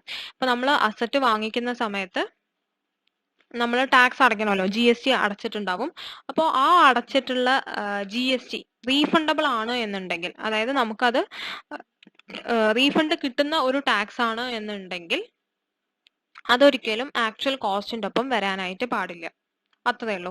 അപ്പോൾ റീഫണ്ട് കിട്ടുന്ന ടാക്സസ് ആണെങ്കിൽ അത് അസറ്റിന്റെ കോസ്റ്റിൽ എടുക്കരുത്. നമുക്ക് ആ ടാക്സ് റീഫണ്ട് ആയിട്ട് കിട്ടാൻ യാതൊരു വഴിയും ഇല്ല എന്നുണ്ടെങ്കിൽ നമ്മളത് കോസ്റ്റിലേക്ക് ആഡ് ചെയ്യണം. അപ്പൊ ഈ ഒരു പോയിന്റ് വന്നിട്ട് GST നമ്മൾ പഠിക്കാൻ തുടങ്ങുമ്പോൾ ഒന്നുകൂടെ നിങ്ങൾക്ക് ക്ലിയർ ആവും. തൽക്കാലത്തേക്ക് മനസ്സിലാക്കുക, നമ്മൾ ഇത് അസറ്റ് വാങ്ങിക്കുന്ന സമയത്ത് അടയ്ക്കുന്ന ടാക്സസ്, അതായത് ഇപ്പോൾ ഫോർ എക്സാമ്പിൾ GST വല്ലതും നമ്മൾ അടച്ചിട്ടുണ്ടെങ്കിൽ അത് നമുക്ക് റീഫണ്ട് ആയിട്ടോ അല്ലെങ്കിൽ അതിന് ക്രെഡിറ്റ് ആയിട്ടോ നമുക്ക് എടുക്കാൻ പറ്റുമെന്നുണ്ടെങ്കിൽ അത് പിന്നെ ആക്ച്വൽ കോസ്റ്റിൽ വരാൻ പാടില്ല. അല്ലാന്നുണ്ടെങ്കിൽ അത് ആക്ച്വൽ കോസ്റ്റിൽ ഉൾപ്പെടുത്താം. ഇത് ഡീറ്റെയിൽ ആയിട്ട് അവിടെയും കൂടെ പഠിക്കുമ്പോൾ ക്ലിയർ ആവും. അടുത്തത് asset acquired from any person using the asset for his business or profession with a view to avoid tax.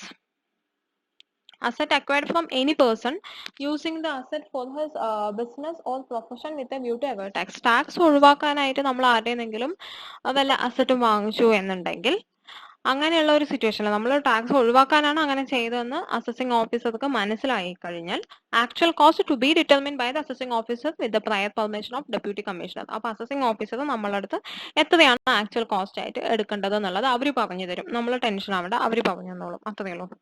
അടുത്തത് re acquisition of transferred asset. Re acquisition of transferred asset എന്ന് വെച്ചാൽ എന്റെ കയ്യിലുള്ള ഒരു അസറ്റ് ഞാൻ വിറ്റു, ഒരാൾക്ക് വിറ്റു, എന്നിട്ട് അയാളുടെ അത് തിരിച്ചു വാങ്ങിക്കണം. അങ്ങനെ ഞാൻ ചെയ്യണം. അപ്പൊ ഇങ്ങനെയൊക്കെ ചെയ്യുന്നതും ടാക്സ് വെട്ടിക്കാനൊക്കെ തന്നെയാണ്. അപ്പൊ എന്റെ കയ്യിലുള്ള ഒരു അസറ്റ് ഞാൻ ഒരാൾക്ക് വിൽക്കുന്നു, പിന്നെ അയാളുടെ നിന്ന് തിരിച്ചു വാങ്ങിക്കണം.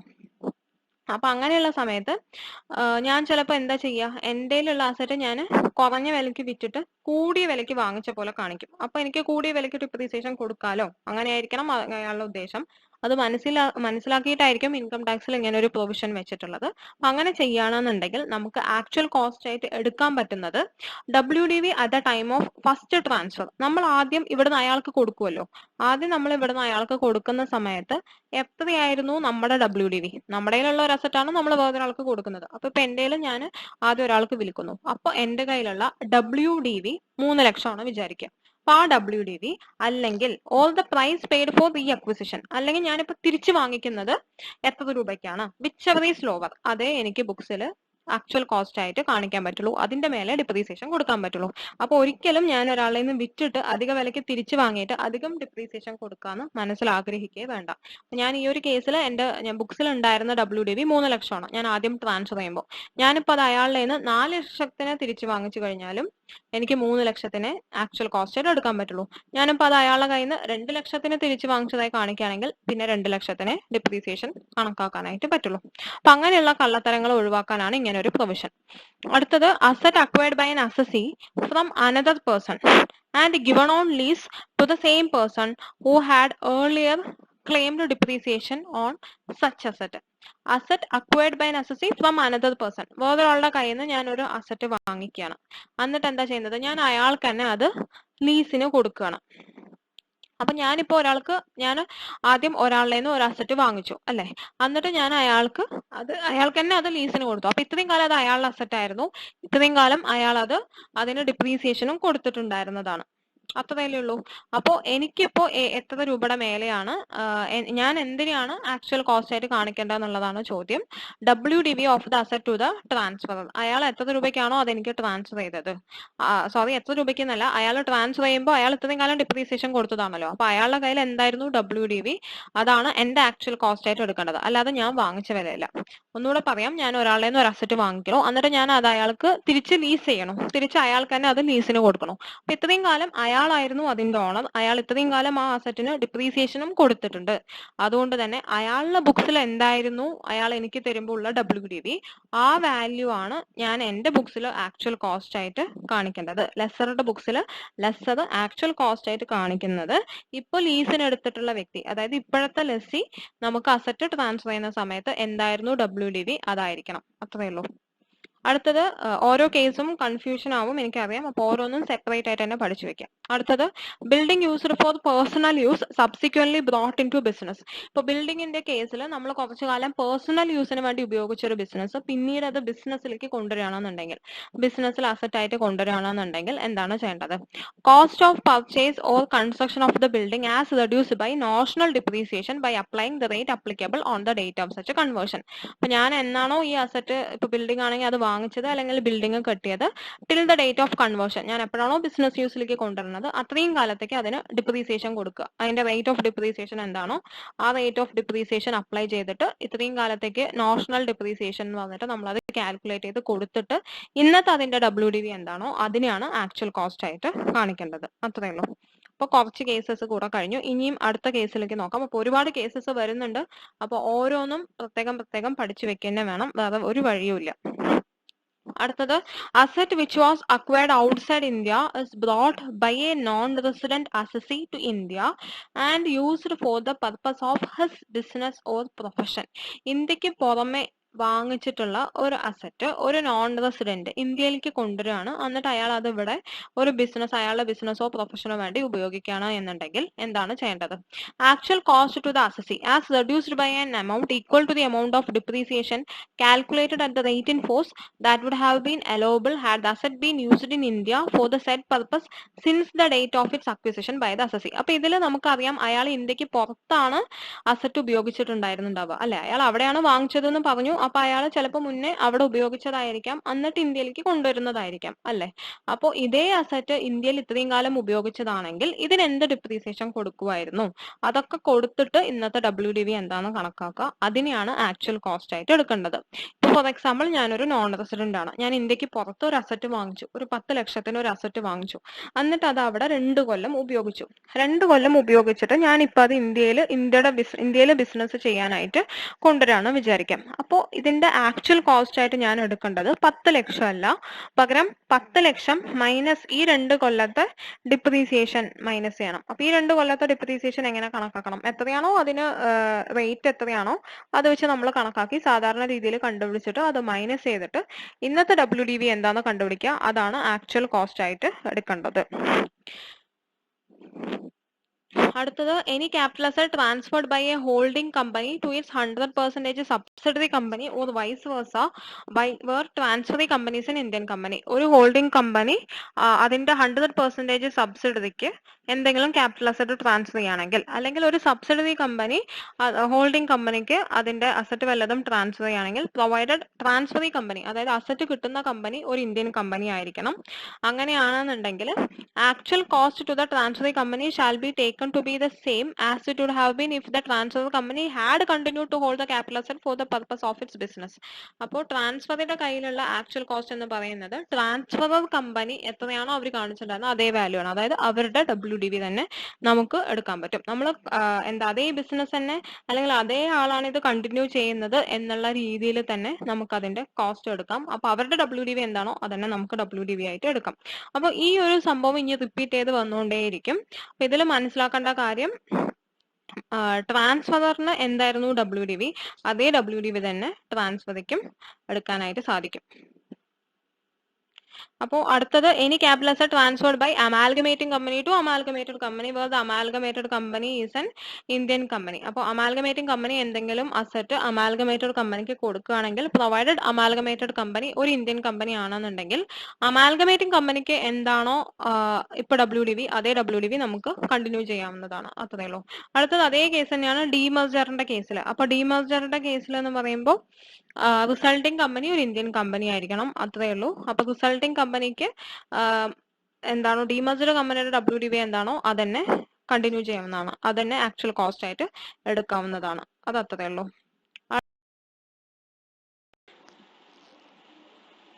അടുത്തത് capital asset is acquired by the assessee under a scheme for corporatisation of recognised stock exchange in India. അപ്പൊ സ്റ്റോക്ക് എക്സ്ചേഞ്ചിന്റെ കോർപ്പറേറ്റൈസേഷൻ സമയത്ത് നമ്മൾ വല്ല ക്യാപിറ്റൽ അസറ്റും അക്വയർ ചെയ്യുകയാണെങ്കിൽ, ആ സ്കീം പ്രകാരം വല്ല ക്യാപിറ്റൽ അസറ്റും അക്വയർ ചെയ്യുകയാണെന്നുണ്ടെങ്കിൽ, കോർപ്പറേറ്റൈസേഷൻ ഒന്നും നടന്നിട്ടില്ലെങ്കിൽ എന്തായിരിക്കും അവിടെ ആക്ച്വൽ കോസ്റ്റ്, അതിനെ തന്നെയാണ് നമ്മളിപ്പോൾ ആക്ച്വൽ കോസ്റ്റ് ആയിട്ട് എടുക്കുക. അത്രേ ഉള്ളൂ. അടുത്തത് whether assessee was not required to compute his total income under the Income Tax Act for any previous years or previous years preceding the relevant previous year. അതായത് ഈ കഴിഞ്ഞ പ്രീവിയസ് ഇയറിലല്ലാതെ, അതായത് നമ്മുടെ റെലവെന്റ് ആയിട്ടുള്ള പ്രീവിയസ് ഇയറിലല്ലാതെ അതിനു മുന്നേ ഒരിക്കലും അസസിക്ക് ടോട്ടൽ ഇൻകം കണ്ടുപിടിക്കാനോ അല്ലെങ്കിൽ ടാക്സ് അടയ്ക്കേണ്ട ഒരു ആവശ്യവും വന്നിട്ടില്ല. അയാൾ ഇത്രയും കാലം അയാൾക്ക് അങ്ങനെ ഇൻകം ടാക്സിന്റെ ആവശ്യങ്ങളെ വന്നിട്ടില്ല. അങ്ങനെയുള്ള ഒരാളാണ് വിചാരിക്കുക, ഈ കഴിഞ്ഞ പ്രീവിയസ് ഇയറിലാണ് അയാൾക്ക് അങ്ങനെ ഇൻകം ടാക്സ് റിട്ടേൺ ഫയൽ ചെയ്യേണ്ട ആവശ്യം വരുന്നത്. അങ്ങനെയുള്ള ഒരാൾ എങ്ങനെയാണ് ആക്ച്വൽ കോസ്റ്റ് എടുക്കേണ്ടതെന്നുള്ളതാണ് പറയുന്നത്. അപ്പൊ അയാൾ എന്താ ചെയ്യേണ്ടത് ചോദിച്ചു കഴിഞ്ഞാൽ, അസറ്റ് ഒക്കെ എപ്പോഴെങ്കിലും വാങ്ങിച്ചതായിരിക്കുമല്ലോ. അപ്പൊ ഇക്കൊല്ലം നമ്മൾ റിട്ടേൺ ഫയൽ ചെയ്യണമെങ്കിൽ നമ്മൾ പ്രോഫിറ്റ് എത്ര കണ്ടുപിടിച്ച് ടോട്ടൽ ഇൻകം കണ്ടുപിടിക്കണം. അപ്പൊ നമ്മൾ ഡിപ്രീസിയേഷൻ കൊടുക്കുമ്പോൾ എങ്ങനെ കൊടുക്കണം എന്ന് ചോദിച്ചാൽ, അയാൾ എന്നാണോ അസറ്റ് വാങ്ങിച്ചത് അന്ന് മുതൽ അയാൾ ബുക്സ് മെയിൻറ്റെയിൻ ചെയ്യുന്ന ഒരാളാണെങ്കിൽ ബുക്സിൽ ഡിപ്രീസിയേഷൻ പ്രൊവൈഡ് ചെയ്തിട്ടുണ്ടെങ്കിൽ അത് ലെസ് ചെയ്തിട്ട് ആ WDVയുടെ മേലെ ഇപ്പൊ ഡിപ്രീസിയേഷൻ പ്രൊവൈഡ് ചെയ്യാം. അല്ല അയാൾ ഡിപ്രീസിയേഷൻ ഒന്നും കൊടുത്തിട്ടില്ല എന്നുണ്ടെങ്കിൽ ആ വാല്യൂ എന്താണോ വാല്യൂ നേരത്തെ ഉണ്ടായിരുന്നത് അതിന്റെ മേലെ ഇപ്പൊ ഡിപ്രീസിയേഷൻ കൊടുക്കുക, ഈ കൊല്ലം മാത്രം. മുന്നേ വല്ല ഡിപ്രീസിയേഷനും കൊടുത്തിട്ടുണ്ടെന്നുണ്ടെങ്കിൽ അയാൾ ബുക്സിൽ കാണിച്ചിട്ടുണ്ടെന്നുണ്ടെങ്കിൽ മാത്രം ലെസ് ചെയ്തിട്ട് ബാക്കിയുള്ളതിനെ WDV ആയിട്ട് എടുക്കുക. അല്ലാന്നുണ്ടെങ്കിൽ എന്താണോ ആ സാധനത്തിന്റെ യഥാർത്ഥ cost without subtracting any depreciation എന്താണോ അതിന്റെ കോസ്റ്റ് അതിനെ തന്നെ ഇപ്പൊ ആക്ച്വൽ കോസ്റ്റ് ആയിട്ട് എടുക്കേണ്ടി വരും. അടുത്തത് actual cost of any capital asset on which deduction is allowable under section 35AD. Section 35AD എന്ന് പറയുന്നത് സയന്റിഫിക് റിസർച്ച് കാര്യങ്ങളൊക്കെയാണ്. അത് നമ്മൾ ഇപ്പോൾ അടുത്തത് പഠിക്കാൻ പോകുന്നതാണ് സെക്ഷൻ 35AD. അപ്പൊ സെക്ഷൻ 35AD പ്രകാരം എന്തെങ്കിലും ക്യാപിറ്റൽ അസറ്റിന് എന്തെങ്കിലും ഡിഡക്ഷൻ കിട്ടിയതാണെങ്കിൽ, ഈ സെക്ഷൻ പ്രകാരം ഡിഡക്ഷൻ കിട്ടിയിട്ടുള്ള ക്യാപിറ്റൽ അസറ്റ് ആണെന്നുണ്ടെങ്കിൽ അതിൽ 100% ഒക്കെ ഡിഡക്ഷൻ കിട്ടുന്നതാണ്. അതുകൊണ്ട് തന്നെ ആ അസറ്റിന് നമ്മൾ ഒരിക്കലും ഡിപ്രീസിയേഷൻ പിന്നെ പ്രൊവൈഡ് ചെയ്യാൻ പറ്റില്ല. കാരണം സെക്ഷൻ 35AD പ്രകാരം നമുക്ക് 100% വാല്യൂവും അവിടെ ഡിഡക്ഷൻ ആയി കിട്ടും. അതുകൊണ്ട് തന്നെ പിന്നെ ഇവിടെ ഡിപ്രീസിയേഷൻ ആയിട്ട് ക്ലെയിം ചെയ്ത് കഴിഞ്ഞാൽ അത് ഡുവൽ ബെനിഫിറ്റ് ആണ്. അതുകൊണ്ട് തന്നെ രണ്ട് ബെനിഫിറ്റ് എടുക്കാൻ സമ്മതിക്കില്ല. അപ്പൊ 35AD പ്രകാരം ഡിഡക്ഷൻ കിട്ടുന്ന അസറ്റ്സ് ആണെങ്കിൽ അപ്പൊ അതിന്റെ ആക്ച്വൽ കോസ്റ്റ് നില്ലായിട്ടാണ് എടുക്കേണ്ടത്, 0 ആയിട്ടാണ് എടുക്കേണ്ടത്. ഇൻ കേസ് ഇപ്പോൾ ഞാൻ 35AD പ്രകാരം ഡിഡക്ഷൻ എടുത്തിട്ടുള്ള ഒരു അസറ്റ് വേറൊരാൾക്ക് ട്രാൻസ്ഫർ ചെയ്തു വിചാരിക്കാം. അപ്പൊ അയാളുടെ കയ്യിലും ഈ അസറ്റിന്റെ വാല്യൂ നില്ലായിരിക്കും, 0 ആയിരിക്കും. അതിന് ആക്ച്വൽ കോസ്റ്റ് നില്ലായിരിക്കും. അടുത്തത് conversion of inventory into capital asset. ഞാൻ എന്റെ ഇൻവെന്ററിനെ ക്യാപിറ്റൽ അസറ്റ് ആയിട്ട് കൺവേർട്ട് ചെയ്താൽ എന്ത് സംഭവിക്കും? അതായത് സ്റ്റോക്ക് ഇൻ ട്രേഡിനെ ക്യാപിറ്റൽ അസറ്റ് ആയിട്ട് കൺവേർട്ട് ചെയ്യുകയാണെന്നുണ്ടെങ്കിൽ ആക്ച്വൽ കോസ്റ്റ് എന്തായിരിക്കും? സ്റ്റോക്ക് ഇൻ ട്രേഡിനെ ക്യാപിറ്റൽ അസറ്റ് ആയിട്ട് കൺവേർട്ട് ചെയ്യുകയാണെങ്കിൽ ആ കൺവേർട്ട് ചെയ്യുന്ന ഡേറ്റിൽ എന്താണോ അതിന്റെ ഫെയർ മാർക്കറ്റ് വാല്യൂ അതിനെയാണ് ആക്ച്വൽ കോസ്റ്റ് ആയിട്ട് എടുക്കേണ്ടത്. അത്രയേ ഉള്ളൂ. അപ്പോൾ ഇൻവെന്ററിനെ നമ്മൾ ക്യാപിറ്റൽ അസറ്റ് ആക്കി മാറ്റുന്ന സമയത്ത് ആ ഡേറ്റിൽ എന്താണോ അതിന്റെ ഫെയർ മാർക്കറ്റ് വാല്യൂ അതാണ് നമ്മുടെ കയ്യിൽ ആക്ച്വൽ കോസ്റ്റ് ആയിട്ട് എടുക്കേണ്ടത്. അപ്പൊ നമ്മളിപ്പോ ഡിഫറെന്റ് കേസസിൽ എന്താണ് ആക്ച്വൽ കോസ്റ്റ് എന്നാണ് പഠിച്ചത്. അപ്പൊ ഈ ഒരു ഭാഗം ഇമ്പോർട്ടന്റ് തന്നെയാണ്. ഇതിലിപ്പോ എല്ലാ കേസസും കൂടെ ഒന്നിച്ച് നമുക്ക് ക്വസ്റ്റ്യനിൽ വരില്ല, ഏതെങ്കിലും ഒരെണ്ണമൊക്കെ എടുത്തിട്ട് അവർ ചോദിക്കുള്ളൂ. പക്ഷെ ഓരോന്നും എന്താ പറയാ, എല്ലാം ഡിഫറെന്റ് ആയിട്ടുള്ള കേസസ് ആണ് അല്ലെ. അപ്പോൾ പരസ്പരം കൺഫ്യൂഷൻ ആവാതെ ഓരോന്നും വ്യത്യസ്തമാക്കിയിട്ട് തന്നെ പഠിച്ചു വെക്കണം, വേറെ ഒരു വഴിയില്ല. അപ്പൊ ഓരോ കേസും പ്രത്യേകം പഠിക്കുക. ടെക്സ്റ്റിൽ ഇതിന്റെ ചില കേസസിന്റെ ഒക്കെ അവർ ക്വസ്റ്റ്യൻസ് ഒക്കെ തന്നിട്ടുണ്ട്. അപ്പൊ ഏതൊക്കെ ഇതിനാണോ ക്വസ്റ്റ്യൻസ് തന്നിരിക്കുന്നത് അതൊക്കെ വർക്ക്ഔട്ട് ചെയ്യുക. അപ്പൊ ഒന്നുകൂടെ ക്ലിയർ ആവും. ഞാൻ തൽക്കാലത്തേക്ക് ഇപ്പൊ ഇതിന്റെ പ്രോബ്ലംസ് ഒന്നും ചെയ്യിപ്പിക്കുന്നില്ല, നിങ്ങൾ തന്നെ ടെക്സ്റ്റിൽ നോക്കിക്കോളണം. ഇമ്പോർട്ടന്റ് അല്ലാഞ്ഞിട്ടല്ല, അത് നോക്കിക്കോളാം. അതിൽ എല്ലാത്തിലും ഓരോ പ്രോബ്ലംസേ ഉള്ളൂ. ഇത് സിമ്പിളാന്ന് വിചാരിച്ചിട്ടാണ് ഞാൻ അതിന്റെ പ്രോബ്ലം ഇനി പറഞ്ഞുതരാത്തത്. ജസ്റ്റ് ഓരോ കേസ് എന്താന്ന് വായിക്കുക, പഠിക്കുക, എന്നിട്ട് അതിന്റെ പ്രോബ്ലം നോക്കുക, അത്രയേ ഉള്ളൂ. അടുത്ത ടോപ്പിക്കിലേക്ക് പോവാം. അടുത്തത് നമുക്ക് സെക്ഷൻ 43A ആണ് പഠിക്കാനുള്ളത്. Consequence of changes in rate of exchange of currency. ഇതിൽ കണ്ടീഷൻസ് എന്താന്ന് വെച്ചാൽ അസസി ഇന്ത്യക്ക് പുറത്തു നിന്നും ഒരു അസറ്റ് അക്വയർ ചെയ്യാണ്. അങ്ങനെ ഇന്ത്യക്ക് പുറത്തു നിന്നും നമ്മളൊരു അസറ്റ് അക്വയർ ചെയ്തിട്ട് അതിന് എന്തെങ്കിലും പേയ്മെന്റ് കൊടുക്കാൻ ബാക്കിയുണ്ടെങ്കിൽ, ഇപ്പോൾ ഞാൻ ഒരു ദിവസം അസറ്റ് വാങ്ങിച്ചു, അതിന്റെ പേയ്മെന്റ് ഞാൻ അപ്പം തന്നെ കൊടുത്തു തീർക്കുന്നില്ല, 2-3 മാസം കഴിഞ്ഞിട്ടാണ് കൊടുത്തു തീർക്കുന്നതെന്ന് വിചാരിക്കാം. അപ്പൊ ഫോറിൻ നിന്ന് വാങ്ങിക്കുന്ന സമയത്ത് അവിടുത്തെ കറൻസിയിലാണ് നമ്മൾ പേയ്മെന്റും കൊടുക്കുക അല്ലെ. ഇപ്പൊ USA എന്നാണ് വാങ്ങിച്ചിരിക്കുന്നതെങ്കിൽ ഡോളേഴ്സിലാണ് നമ്മൾ പേയ്മെന്റ് കൊടുക്കേണ്ടത്. അപ്പൊ ഞാൻ വാങ്ങിക്കുന്ന സമയത്ത് ഒരു US ഡോളർ 50 രൂപയായിരുന്നു വിചാരിക്കുക. അങ്ങനെ ഞാൻ ഒരു അസറ്റ് വാങ്ങിച്ചു. അപ്പൊ അതിന്റെ പേയ്മെന്റ് ഫുള്ളി കൊടുത്തു കഴിഞ്ഞിട്ടുണ്ടായിരുന്നില്ല. പിന്നെ ഞാൻ അതിന്റെ പേയ്മെന്റ് അടച്ചു തീർക്കേണ്ട സമയത്ത് വ്യത്യാസം വന്നു വിചാരിക്കുക, റേറ്റ് ഓഫ് എക്സ്ചേഞ്ച് വ്യത്യാസം വന്നു. ഒരു ഡോളറിന് 50 രൂപ എന്നുള്ളത് ഒരു ഡോളറിന് 55 രൂപയായി എന്നുണ്ടെങ്കിൽ ഇപ്പൊ ഞാൻ 5 രൂപ എക്സ്ട്രാ കൊടുക്കണ്ടേ? ആ 5 രൂപ എക്സ്ട്രാ കൊടുക്കുന്നത് 5 രൂപ into number of US dollars anyway. അപ്പോൾ ആ 5 രൂപ അല്ലെങ്കിൽ ആ എമൗണ്ട് അധികം കൊടുക്കുന്നത് നമ്മുടെ അസറ്റിന്റെ കോസ്റ്റിലും നമ്മൾ അഡ്ജസ്റ്റ് ചെയ്യണം. അതാണ് ഇതിൽ പറയുന്നത്. അപ്പോൾ അതാണ് ഇതിൽ പറഞ്ഞിട്ടുള്ളത്. അപ്പൊ നമ്മൾ ഇപ്പോൾ കൂടാണ് ചെയ്തതെങ്കിൽ അസറ്റിന്റെ കോസ്റ്റിന്റെ ഒപ്പം അത് ആഡ് ചെയ്യുക, കുറവാണ് സംഭവിച്ചിരുന്നെങ്കിൽ അത് കുറയ്ക്കുക, അത്രയേ ഉള്ളൂ. ഒരു ജസ്റ്റ് ഒരു എക്സാമ്പിൾ ഞാൻ പറയാം. ഇതിൽ നമുക്ക് അധികം ഡീറ്റെയിൽഡ് ആയിട്ടൊന്നും ടെക്സ്റ്റിൽ നമുക്ക് പ്രോബ്ലം ഒന്നും തന്നിട്ടില്ല, എന്നാലും നിങ്ങൾക്ക് മനസ്സിലാവാനായിട്ട് ഞാൻ ഒരു എക്സാമ്പിൾ പറയാം. ഇപ്പോൾ ഫോർ എക്സാമ്പിൾ ഞാൻ ഓഗസ്റ്റിൽ ഒരു അസറ്റ് വാങ്ങിച്ചു, അതിന് വില $1000 ആണ് വിചാരിക്കുക. അന്ന് ഒരു ഡോളറിന് 50 രൂപയായിരുന്നു. ഞാൻ അതിന് അന്ന് പേയ്മെന്റ് ഒന്നും കൊടുത്തിട്ടില്ല. എനിവേ നമ്മൾ അസറ്റ് വാങ്ങിച്ചു കഴിയുമ്പോൾ നമ്മൾ അത് ബുക്സിൽ ഇപ്പൊ തൽക്കാലത്തേക്ക് $1000, അതായത് 1000 ഇൻറ്റു 50 അല്ലെ, അപ്പോൾ 50,000 രൂപ എന്ന് പറഞ്ഞിട്ട് ബുക്സിൽ കാണിച്ചിട്ടുണ്ടാവും. അതിനുശേഷം ഞാനത് റീപേയ്മെന്റ് കൊടുക്കുന്നത് ഒരു 2-3 മാസം കഴിഞ്ഞിട്ടാണ് വിചാരിക്കുക. റീപേയ്മെന്റ് കൊടുക്കുന്ന സമയത്ത് അതിന്റെ ഒരു ഡോളറിന് 55 രൂപയായി. അപ്പൊ 5 രൂപ എനിക്കിപ്പോ എക്സ്ട്രാ കൊടുക്കേണ്ടി വന്നു അല്ലെ? ആ 5 രൂപ കൂടെ അസറ്റിന്റെ കോസ്റ്റിൽ ആഡ് ചെയ്യണം എന്നാണ് അവർ പറയുന്നത്. അപ്പൊ 5 രൂപ എന്ന് പറയുമ്പോൾ 5 into $1,000, അതായത് 5,000. അപ്പൊ ടോട്ടൽ അസറ്റിന്റെ വില 55,000 ആവും. അത്രേ ഉള്ളൂ. അതിപ്പോ നമ്മള് പേയ്മെന്റ് കൊടുക്കാൻ ബാക്കി ഉണ്ടെങ്കിലും ശരി, അല്ല നമ്മൾ ഇനി വല്ല ലോണോ വല്ലതോ എടുത്തിട്ടാണ് ഈ അസറ്റ് വാങ്ങിച്ചതെങ്കിൽ ലോണ് തിരിച്ചു കൊടുക്കാനുണ്ടെങ്കിലും അതിന്റെ ആ ഒരു അഡ്ജസ്റ്റ്മെന്റും അസറ്റിൽ തന്നെ വരുത്തണം. അപ്പൊ ഇതില് ഒരു ഐഡിയ കിട്ടിയിട്ടുണ്ടാവും എന്ന് വിചാരിക്കുന്നു. അധികം ഡീറ്റെയിൽഡ് ആയിട്ട് പോവാത്തത് ഇതിന് പ്രോബ്ലം ഒന്നും ടെക്സ്റ്റിലും ഇല്ലാത്തത് കൊണ്ടാണ്. ജസ്റ്റ് ഒന്ന് മനസ്സിലാക്കി വെക്കുക. പിന്നെ ഇതിൽ പറയുന്നത് ടാക്സ് പോയിന്റിൽ അവർ പറയുന്നുണ്ട്, in case if such increase or decrease arises after the depreciable asset is transferred. In case നമ്മൾ ആ അസറ്റ് വിറ്റ ശേഷമാണ് ഈ ഒരു ചേഞ്ച് ഉണ്ടായിരിക്കുന്നതെന്ന് വിചാരിക്കാം. ഫോറിൻ എക്സ്ചേഞ്ചിൽ ഒരു ചേഞ്ച് ഉണ്ടായിരിക്കുന്ന എന്നുണ്ടെങ്കിൽ അത് ആ ബ്ലോക്കിന്റെ WDVയിൽ അഡ്ജസ്റ്റ് ചെയ്താൽ മതി. ഇൻ കേസ് ആ ബ്ലോക്കേ നിലവിലില്ലാത്ത സമയത്താണ് ചേഞ്ച് ഇൻ എക്സ്ചേഞ്ച് റേറ്റ് ഉണ്ടായിരിക്കുന്നത് എന്നുണ്ടെങ്കിൽ അതിനെ ക്യാപിറ്റൽ റെസീപ്റ്റ് ആയിട്ടോ അല്ലെങ്കിൽ ക്യാപിറ്റൽ എക്സ്പെൻഡിച്ചർ ആയിട്ടോ നമ്മൾ ട്രീറ്റ് ചെയ്യണം. അത് ലാഭമാണെങ്കിൽ അങ്ങനെ, നഷ്ടമാണെങ്കിൽ അങ്ങനെ, അത്രേ ഉള്ളൂ. പിന്നെ വേറെ ആരെങ്കിലും ആണ് നമ്മുടെ ഈ ലയബിലിറ്റി മീറ്റ് ചെയ്യുന്നത് എന്നുണ്ടെങ്കിൽ ഇതിനെ യാതൊരു വിധത്തിലും നമ്മൾ അഡ്ജസ്റ്റ് ചെയ്യേണ്ട. അതായത് ഇപ്പൊ നമുക്ക് വല്ല സബ്സിഡിയോ അങ്ങനെ വല്ലതും കിട്ടിയിട്ടാണ് നമ്മൾ ഈ അസറ്റ് വാങ്ങിച്ചിരിക്കുന്നതെങ്കിൽ എല്ലാ എമൗണ്ടും അവരാണ് കൊടുക്കുന്നത്, നമുക്ക് യാതൊരു ചെലവും വന്നിട്ടില്ല എന്നുണ്ടെങ്കിൽ ഇങ്ങനെയുള്ള അഡ്ജസ്റ്റ്മെന്റ്സ് ഒന്നും വരുത്തണ്ട. അപ്പൊ ഇൻ ഷോർട്ട് നമ്മളിപ്പോ പറഞ്ഞത്, ഇന്ത്യക്ക് പുറത്തുനിന്ന് നമ്മൾ വല്ല അസറ്റും വാങ്ങിക്കുകയാണെങ്കിൽ അതിലെന്തെങ്കിലും കൊടുക്കാൻ ബാക്കിയുള്ള ഒരു സാഹചര്യത്തിൽ നമ്മൾ വാങ്ങിച്ച വിലയും പിന്നെ കൊടുക്കുന്ന സമയത്തുള്ള എമൗണ്ടും തമ്മിൽ എന്തെങ്കിലും വ്യത്യാസം ഉണ്ടായിക്കഴിഞ്ഞാൽ, ഫോറിൻ എക്സ്ചേഞ്ചിൽ ഡിഫറൻസ് ഉണ്ടായിക്കഴിഞ്ഞാൽ ആ ഒരു അഡ്ജസ്റ്റ്മെന്റ് അസറ്റിന്റെ കോസ്റ്റിൽ നമ്മൾ വരുത്തണം. അസറ്റിന്റെ കോസ്റ്റ് അല്ല WDV ആണ് ഇപ്പോൾ ഉള്ളത്, ഒരു കൊല്ലം കഴിഞ്ഞിട്ടാണ് നമ്മൾ പേയ്മെന്റ് കൊടുക്കുന്നതെങ്കിൽ അപ്പോ WDV ആണല്ലോ ഉണ്ടാവുക, അതിൽ നമ്മൾ അഡ്ജസ്റ്റ് ചെയ്താൽ മതി. അത്രേ ഉള്ളൂ. അപ്പൊ ഒരു ഐഡിയ കിട്ടിയിട്ടുണ്ടാവും എന്ന് വിചാരിക്കുന്നു. അടുത്തത് unabsorbed depreciation. Unabsorbed depreciation important topic ആണ്, എന്തായാലും പഠിക്കണം. സെക്ഷൻ 32(2).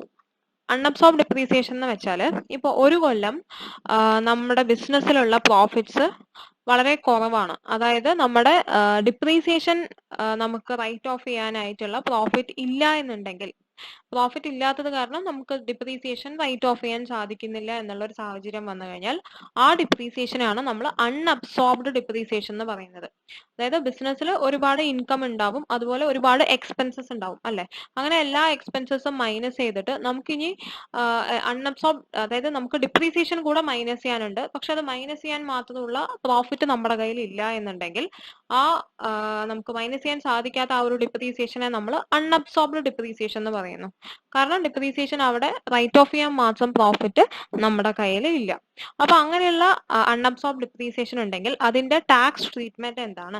അൺഅബ്സോർബ് ഡിപ്രീസിയേഷന്റെ പ്രത്യേകത എന്താന്ന് വെച്ചാൽ അത് നമുക്ക് വേറെ ഹെഡ് ഓഫ് ഇൻകത്തിൽ നിന്നും മൈനസ് ചെയ്യാനായിട്ട് സാധിക്കും. അതായത് ഇപ്പൊ നമുക്ക് ഹൗസ് പ്രോപ്പർട്ടി എന്നുള്ള ഹെഡിൽ ഇൻകം ഉണ്ടെങ്കിൽ ആ ഇൻകത്തിൽ നിന്നും നമുക്ക് ഈ അൺഅബ്സോർബ് ഡിപ്രീസിയേഷൻ മൈനസ് ചെയ്യാനായിട്ട് സാധിക്കും. ക്യാഷ്വൽ ഇൻകത്തിലോ സാലറീസ് എന്നുള്ള ഹെഡിലോ നമുക്ക് സബ്ട്രാക്ട് ചെയ്യാനായിട്ട് പറ്റില്ല. അപ്പോൾ ക്യാഷ്വൽ ഇൻകം എന്ന് വെച്ചാൽ നമ്മളത് പഠിക്കാൻ പോകുന്നേ ഉള്ളൂ, എന്നാലും പറഞ്ഞുതരാം. ഇപ്പോൾ winnings from lotteries, card games, betting, gambling, അതൊക്കെയാണ് ക്യാഷ്വൽ ഇൻകത്തിൽ വരുന്നത്. ക്യാഷ്വൽ ഇൻകത്തിൽ നിന്നും നമുക്ക് അൺഅബ്സോർബ് ഡിപ്രീസിയേഷൻ ഡിഡക്ട് ചെയ്യാൻ പറ്റില്ല, സാലറീസ് നിന്നും ഡിഡക്ട് ചെയ്യാൻ പറ്റില്ല, വേറെ ഏത് ഹെഡ് എന്ന് വേണമെങ്കിലും ഡിഡക്ട് ചെയ്യാം. അപ്പൊ വേറെ ഹെഡ് എന്ന് പറയുമ്പോൾ ഒന്ന് ഹൗസ് പ്രോപ്പർട്ടി ആയിരിക്കണം, അല്ലെങ്കിൽ ക്യാപിറ്റൽ ഗെയിൻ ആയിരിക്കണം അല്ലെ, അല്ലെങ്കിൽ വേറെ ബിസിനസ് ഇൻകം ആയിരിക്കണം, എങ്ങനെ വേണമെങ്കിലും ആവാം. അപ്പോൾ ബിസിനസ് അല്ലെങ്കിൽ ഹൗസ് പ്രോപ്പർട്ടി ഇൻകം അല്ലെങ്കിൽ ക്യാപിറ്റൽ ഗെയിൻ, ഈ ഹെഡുകളിൽ നിന്നും നമുക്ക് ഈ അൺഅബ്സോർബ് ഡിപ്രീസിയേഷൻ മൈനസ് ചെയ്യാനായിട്ട് സാധിക്കും. അങ്ങനെ ഈ അസസ്മെന്റ് ഇയറിൽ നമ്മുടെ ഇൻകത്തിൽ നിന്നും നമുക്കത് മൈനസ് ചെയ്യാൻ പറ്റിയില്ല, ഈ കൊല്ലം നമുക്ക് വേറെ ഹെഡിലൊന്നും ഇൻകം ഇല്ല എന്ന് വെച്ചാൽ എന്ത് ചെയ്യാൻ പറ്റും? ഈ അൺഅബ്സോർബ് ഡിപ്രീസിയേഷൻ നമുക്ക് ക്യാരി ഫോർവേഡ് ചെയ്യാൻ പറ്റും. അടുത്ത കൊല്ലങ്ങളിലായിട്ട് നമ്മൾ അത് സബ്ട്രാക്ട് ചെയ്താൽ മതി. അടുത്ത കൊല്ലവും നമുക്ക് ഈ പറഞ്ഞ പോലെ തന്നെ ക്യാഷ്വൽ ഇൻകത്തിൽ നിന്നും സാലറീസ് ഒന്നും അല്ലാതെ വേറെ ഏത് ഹെഡിന് വേണമെങ്കിലും സെറ്റ് ഓഫ് ചെയ്യാൻ പറ്റും. അങ്ങനെ ഇൻഡെഫിനിറ്റ് പീരീഡിന് ഈ അൺഅബ്സോർബ് ഡിപ്രീസിയേഷൻ നമുക്ക് ക്യാരി ഫോർവേഡ് ചെയ്ത് സെറ്റ് ഓഫ് ചെയ്യാൻ പറ്റും. അപ്പൊ carry forward and set of എന്ന് പറഞ്ഞിട്ട് നമുക്ക് സെപ്പറേറ്റ് ആയിട്ട് തന്നെ ഒരു ചാപ്റ്ററും കൂടെ പഠിക്കാനുണ്ട്. അവിടെ വരുമ്പോഴാണ് ഈ ക്യാരി ഫോർവേഡും സെറ്റ് ഓഫ് ഒന്നുകൂടെ നിങ്ങൾക്ക് ക്ലിയർ ആവും, നമുക്ക് അതിന്റെ പ്രോബ്ലം ഒക്കെ ചെയ്യാനുണ്ട്. തൽക്കാലത്തേക്ക് അൺഅബ്സോർബ് ഡിപ്രീസിയേഷൻ PGBPയിൽ വരുന്നതായതുകൊണ്ടാണ് ഇതിന്റെ കാര്യം മാത്രം ഇവിടെ പറയുന്നത്. അവിടെ ബാക്കിയുള്ള ഓരോ ടൈപ്സ് എക്സ്പെൻസസും കാര്യങ്ങളും നമ്മൾ അവിടെ പറയുന്നുണ്ടാവും. എനിവേ ഈ ഇവിടെ പറയുന്ന കാര്യങ്ങൾ ഇവിടെ തന്നെ ഒന്ന് ഓർത്ത് വെക്കാനായിട്ട് ശ്രമിക്കുക. അപ്പൊ ആദ്യം അൺഅബ്സോർബ് ഡിപ്രീസിയേഷൻ എന്താണെന്ന് ക്ലാരിറ്റി വരുത്തുക. അൺഅബ്സോർബ് ഡിപ്രീസിയേഷൻ എന്ന് വെച്ചാൽ ഒരു കൊല്ലത്തെ ഡിപ്രീസിയേഷൻ അത് നമുക്ക് ഡിഡക്ട് ചെയ്യാൻ പറ്റുന്നില്ല. കാരണം എന്തുകൊണ്ടാണ്? ബിസിനസ്സിൽ നമുക്ക് പ്രോഫിറ്റ് ഇല്ല. അങ്ങനെയുള്ളതിനെയാണ് നമ്മൾ അൺഅബ്സോർബ് ഡിപ്രീസിയേഷൻ എന്ന് പറയുന്നത്. അപ്പോൾ അൺഅബ്സോർബ് ഡിപ്രീസിയേഷൻ ബിസിനസ് ഇൻകത്തിൽ നിന്ന് മാത്രമല്ല, സാലറി ഇൻകം, ക്യാഷ് ഇൻകം ഒഴികെയുള്ള ബാക്കി ഹെഡ്സ് ഓഫ് ഇൻകത്തിൽ നിന്ന് കൂടെ നമുക്ക് ഡിഡക്ട് ചെയ്യാൻ പറ്റും. ഒരു കൊല്ലത്തെ വേറെ ഹെഡ് ഓഫ് ഇൻകത്തിൽ നിന്ന് നമുക്ക് സെറ്റ് ഓഫ് ചെയ്യാനൊന്നും പറ്റിയില്ല എന്നുണ്ടെങ്കിൽ അത് എത്ര കാലത്തേക്ക് വേണമെങ്കിൽ നമുക്ക് ക്യാരി ഫോർവേഡ് ചെയ്തിട്ട് ഡിഡക്ട് ചെയ്യാവുന്നതാണ്.